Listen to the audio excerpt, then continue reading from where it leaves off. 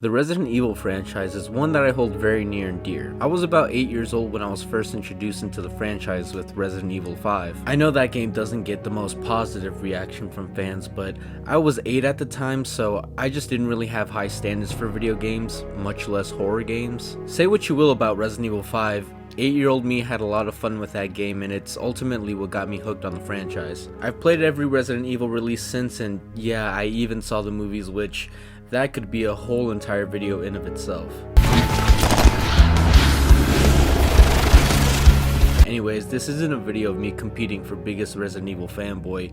I just really enjoy playing the games, and with Resident Evil Village being out for about a week, I wanted to give my 2 cents on what I thought about it. So first off, I feel like there are 3 different levels to Resident Evil horror. There's spooky, kind of spooky, and not spooky at all. Just a quick rundown on what differentiates these categories. Spooky category, you're mostly avoiding enemies, keeping a keen eye on ammo, and doing a lot of puzzle solving. Kind of spooky is similar to spooky, except you have the ability to mow down everyone in the room, but the difference between kind of spooky and not spooky at all is that you don't feel overpowered. Enemies are challenging, so you do have to make every shot count. Not spooky at all is basically just full-on gun-ho. Just shoot away and forget about the puzzles, because puzzles are for pussies. This is a great opportunity to showcase some skills and just put on the clinic. I would rather you did it. Well, I think the people are going to want to see that. Okay, well So with there being a fine line of what separates these categories, where does Resident Evil Village fall? Well,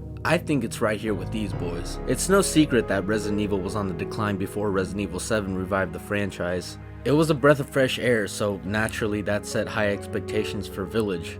So, did it deliver? Well, sort of. I personally loved my time with the game, but if you're coming from 7 expecting the same sort of horror thrill ride, I can see you being disappointed. The game itself is good overall for sure, but it might not be what you hoped for. But if you're one that, let's say, loved Resident Evil 4, I think you'll really enjoy Village too. To me, this actually felt like a true successor to that game above anything else. Yeah, you have the story continuing on from 7, but everything from the look, enemies, and cheesiness reminded me of Resident Evil 4. Hell, you even have a line like this. What are you buying?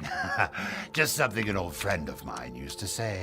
Like I said, I feel like generally everyone can enjoy this game. There are a variety of enemies, bosses, and locations for you to explore, and I think the game does very well in pacing itself out and giving you new challenges, preventing the whole experience from being boring. 1 minute you're fighting werewolves, and then you could be sneaking around the castle and solving puzzles. You have the general outside of the village, which you could spend a decent amount of time exploring everything there is to find here. Then you have the 4 main bosses before you reach the end of the game, which all have their own unique locations to explore. From a castle to a dollhouse to a swamp to a factory, there's lots of variety here. Same thing with the general enemies, each coming with their own strengths and weaknesses that calls for a different playstyle. For example, you got weapons like the Wolfsbane, which does a tremendous amount of damage to werewolves. But of course this game does come with its hiccups. My main 2 issues were the inventory and the story. Starting with the minor problem, the inventory. I thought the inventory in this game was a little too big. I really like that function that they had in the remakes of Resident Evil 2 and 3, where you hold key items as a part of your inventory and they let you know when their use is up. In here, not only do they not take any space in your inventory, but with the amount of times you can upgrade your suitcase,